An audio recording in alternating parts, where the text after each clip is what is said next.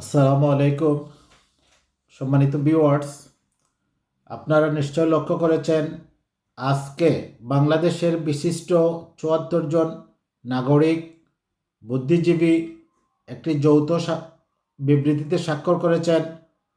কোটা আন্দোলনে সংগঠিত বিভিন্ন ঘটনার সুষ্ঠু এবং পুঙ্খানুপুঙ্খ তদন্ত চেয়ে তারা জাতিসংঘকে আহ্বান করেছেন জাতিসংঘ যেন একটি বিশিষ্ট উচ্চতর কমিটি গঠন করে বাংলাদেশে সংঘটিত এসব ঘটনার একটি পূর্ণাঙ্গ প্রতিবেদন তৈরি করে। তারা এও বলেছেন সরকার নিহত এবং আহতের পূর্ণাঙ্গ তালিকা দিচ্ছে না, বলতেছে না। এমনি অবস্থায় বিভিন্ন মিডিয়া, বিভিন্ন মাধ্যমে জানা যাচ্ছে যে নিহতের সংখ্যা ৩০০+। কোনো কোনো মিডিয়া এটাকে আরও ২-৩ গুণ বলতেছে। আন্তর্জাতিক মিডিয়ায় এসেছে যে ৩০০+ নিহত হয়েছে এবং ১০,০০০-এর মতো আহত এবং গুলিবিদ্ধ। এমনি অবস্থায় তারা একটি সুষ্ঠু তদন্ত কমিটি গঠন করে পূর্ণাঙ্গ তালিকা পেশের আহ্বান জানিয়েছেন। আরেকটি বিষয় আজকে প্রথম আলো একটি রিপোর্ট করেছে তদন্ত প্রতিবেদন আকারে। তারা ঢাকা শহরের ৩১টি হসপিটালে তথ্য নিয়ে জেনেছে কোটা আন্দোলনে সংগঠিত এবং কারফিউ চলাকালীন সময়ে ঢাকা শহরে প্রায় ১০,০০০ ছাত্রছাত্রী এবং সাধারণ মানুষ আহত হয়েছে, গুলিবিদ্ধ হয়েছে এবং বিভিন্ন হাসপাতালে চিকিৎসা সেবা নিয়েছে। তারা তাদের রিপোর্টেও বলেছেন যে ঢাকার 7টি বেসরকারি হসপিটাল আহত এবং নিহতের সংখ্যার বিষয়ে কোনো তথ্য দিয়ে তাদেরকে সহযোগিতা করেনি। তারা অপারগতা প্রকাশ করেছে যে তারা আহত এবং নিহতের বিষয়ে কোনো তথ্য দিতে পারবে না। তাহলে এখান থেকে বোঝা যায় নিহত এবং আহতের সংখ্যা আরও অনেক বেড়ে যাবে। একটি গুরুত্বপূর্ণ বিষয় হচ্ছে, আপনারা দেখেছেন আগামীকালকে মন্ত্রিসভায় সিদ্ধান্ত হয়েছে আগামীকালকে জাতীয় শোক দিবস পালন করা হবে বাংলাদেশও। বিষয়টা একটু হাস্যকর। কারা শোক দিবস পালন করবে?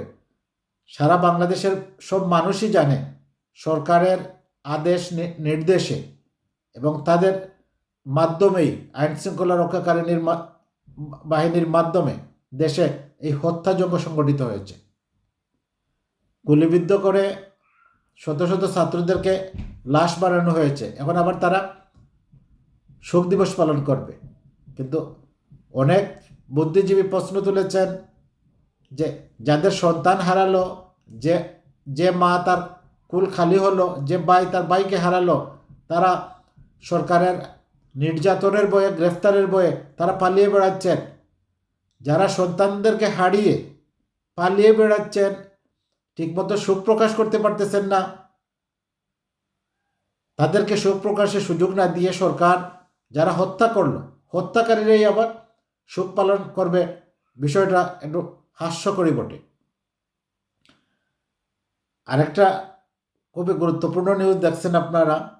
গত ৬-৭ দিন থেকে দেশে ব্যাপক গণগ্রেফতার চলছে, ব্যাপক দরপাকড় চলছে, এটা কন্টিনিউ হচ্ছে। এখন পর্যন্ত ১০,০০০+ গ্রেফতার করা হয়েছে বলে জাতীয় বিভিন্ন দৈনিকে তার পরিসংখ্যান এসেছে। এটা অব্যাহতভাবে চলতেছে। আর দেশের অবস্থা তো, সার্বিক অবস্থা খুবই নাজুক বলতে হয়। বিগত কিছুদিন থেকে এই আন্দোলনের কারণে, কারফিউর কারণে, ইন্টারনেট শাটডাউনের কারণে দেশের আর্থিক প্রতিষ্ঠান, ব্যাংক, বিমা এবং বাণিজ্যিক প্রতিষ্ঠান বন্ধ থাকায় দেশের আমদানি রপ্তানি বাণিজ্য অবস্থা খুবই খারাপ।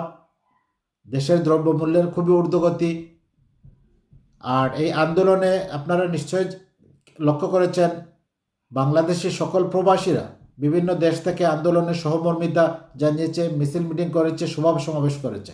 মধ্যপ্রাচ্যের কিছু দেশে সভা সমাবেশ নিষিদ্ধ থাকা সত্ত্বেও তারা সভা সমাবেশ করেছে, অনেকে আবার জেলও কাটতেছে। এই অবস্থায় প্রবাসীরা রেমিটেন্সের বিষয়ে একটু কঠোরতা অবলম্বন করায় রেমিটেন্সে 10 নেমেছে।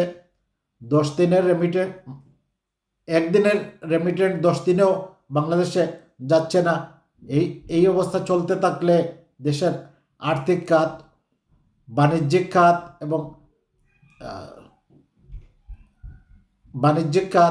এটা সংকটের মধ্যে পড়বে, এটা বলাই যায়। তো সবাই ভালো থাকবেন, সবার জন্য শুভকামনা। আল্লাহ হাফিজ।